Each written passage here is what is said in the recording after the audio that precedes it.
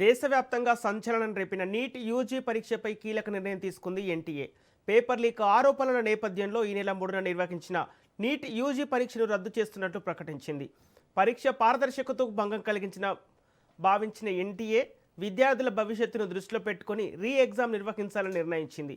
June 21న దేశవ్యాప్తంగా మళ్లీ NEET UG పరీక్ష నిర్వహించనున్నట్లు ఎన్టీఏ ప్రకటించింది. త్వరలోనే కొత్త అడ్మిట్ కార్డులు, పరీక్షా కేంద్రాల వివరాలను వెబ్సైట్లో అందుబాటులో ఉంచనున్నట్టు తెలిపింది. ఇక ఇదే అంశానికి సంబంధించి పూర్తి డీటెయిల్స్ మా ప్రతినిధి సైదులు అందిస్తారు. సైదులు,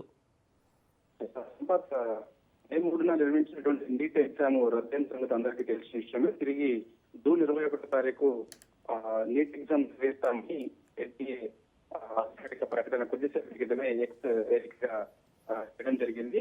సో ఇక పేపర్ లీకేజ్ నేపథ్యంలో నీట్ ఇప్పటికే కేసును సిబిఐకి అప్పగించారు. సో రాజస్థాన్, బీహార్ లో అరెస్టులు కొనసాగుతున్నాయి. ఈ కేసు దర్యాప్తు కొనసాగుతుంది.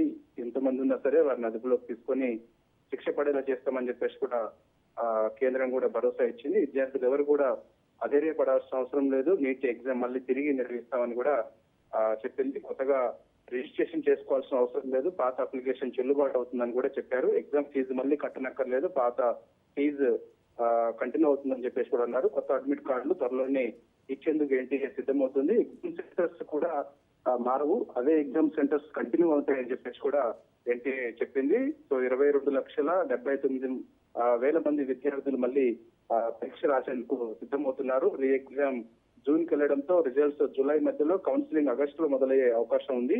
సో మెడికల్ కాలేజీలు ఈసారి 2 నెలలు ఆలస్యంగా ప్రారంభమయ్యే అవకాశం కూడా కనిపిస్తుంది. కాబట్టి ఇక జూన్ 21 తారీఖు ఆదివారం రోజు నీట్ రీ ఎగ్జామ్ జరుగుతున్న నేపథ్యంలో విద్యార్థులందరూ కూడా మరోసారి ఎగ్జామ్ రాసేందుకు ప్రిపేర్ చేసుకోవాలని చెప్పేసి కూడా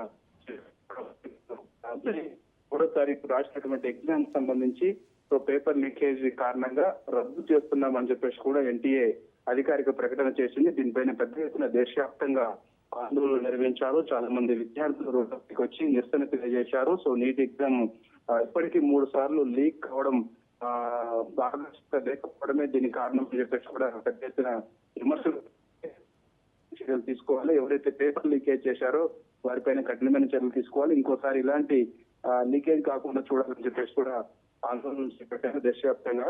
సో కాబట్టి ఇప్పుడు నీట్ ఎగ్జామ్ ఎంతో పారదర్శకంగా నిర్వహించేందుకు మరొకసారి ఎన్టీఏ సిద్ధమవుతుంది. కాబట్టి జూన్ 21 తారీఖు రోజు నీట్ ఎగ్జామ్స్ రాసేటువంటి విద్యార్థులందరూ కూడా సిద్ధంగా ఉండాలని చెప్పేసి కూడా ఎక్స్ వేదికగా కొద్దిసేపటి క్రితమే ఎన్టీఏ అధికారిక ప్రకటన చేసింది. Okay, thank you Saidulu.